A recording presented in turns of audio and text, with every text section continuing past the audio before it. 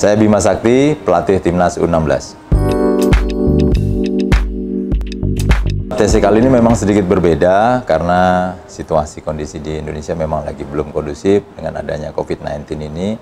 Oleh sebab itu TC ini, kenapa saya bilang berbeda? Karena tentu kita harus mengutamakan protokol kesehatannya. Oleh sebab itu, tadi kita begitu datang di hotel, semua official, pemain, pelatih, semuanya dilakukan rapid test. Dan alhamdulillah semua pemain, pelatih, dan official dalam kondisi sehat, non-reaktif semuanya. Dan kita berharap ke depan semoga bisa lebih baik karena 2 hari kemudian akan dilakukan PCR test juga. Dan ini untuk mengetahui lebih jelas apakah pemain dan official, pelatih semua benar-benar sehat. Karena ini penting juga, karena yang seperti saya bilang tadi, TC ini agak berbeda, semuanya dari mulai di hotel, kemudian berangkat latihan, masuk bis, kemudian di ruang ganti, di lapangan juga pasti agak sedikit berbeda.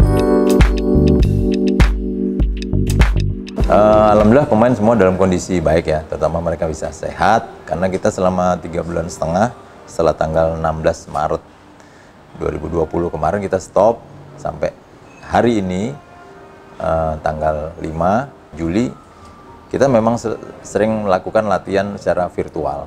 Ya, jadi kita melakukan latihan secara virtual seminggu 1 kali, bahkan setelah Lebaran kemarin kita seminggu sampai 2 kali.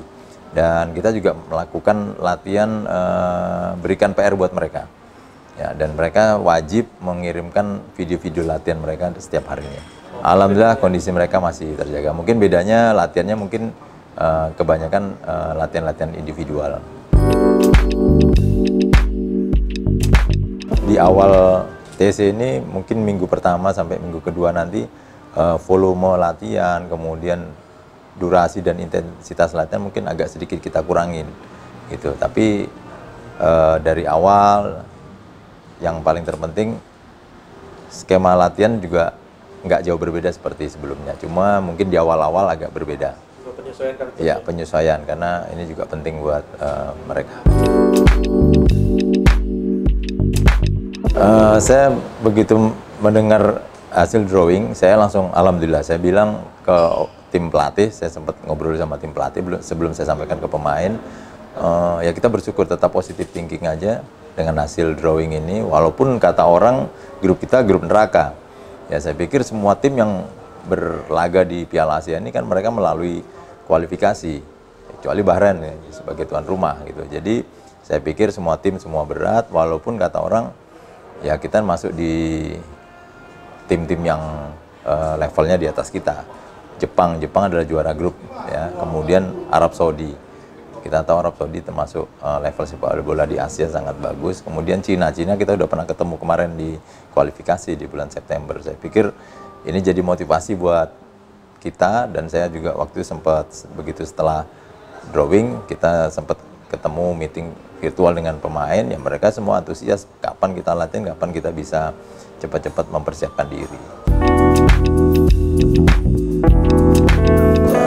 Strategi kita ya di TC kali ini juga kita sudah siapkan potongan-potongan video untuk memberikan informasi, input buat pemain, terutama calon lawan-lawan kita nanti. Kita pertama lawan Arab Saudi, kita sudah siapkan lah untuk video-videonya, agar mereka bisa mengerti calon lawan mereka, dan kita bisa sharing lah tugas kita nanti bagaimana untuk melawan mereka.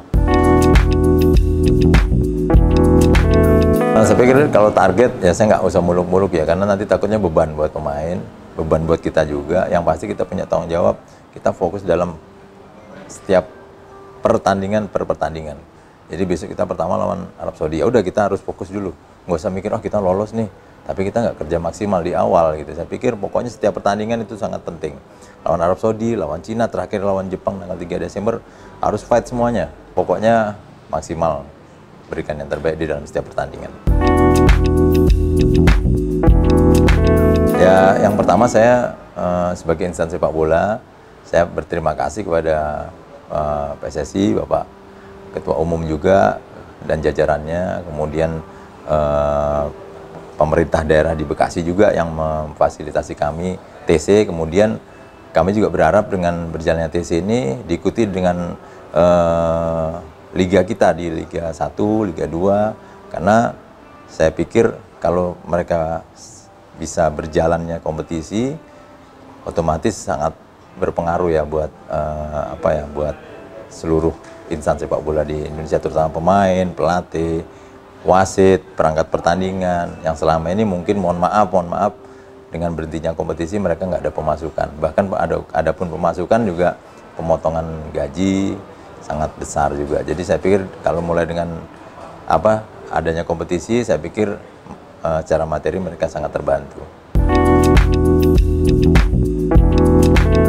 Ya, yang pertama saya juga terima kasih pada Mills ya, karena yang selama ini kita pakai ya untuk jersey latihan, jersey sehari-hari buat makan, buat meeting, nggak ada keluhan sih Bang ya. Mudah-mudahan ini menjadi mitra bagus buat Mills dengan PSSI, dan kita berharap mudah-mudahan ya prestasi timnas juga semakin baik, jadi saling support lah. Dan kita berharap juga produk-produk Indonesia yang ini bisa terus berkembang ya ke depannya. Mungkin bukan hanya sponsor buat timnas saja, tapi buat klub-klub di Liga 1 atau Liga 2. Ya semoga aja bisa menjadi lebih baik ke depannya. Kita Garuda.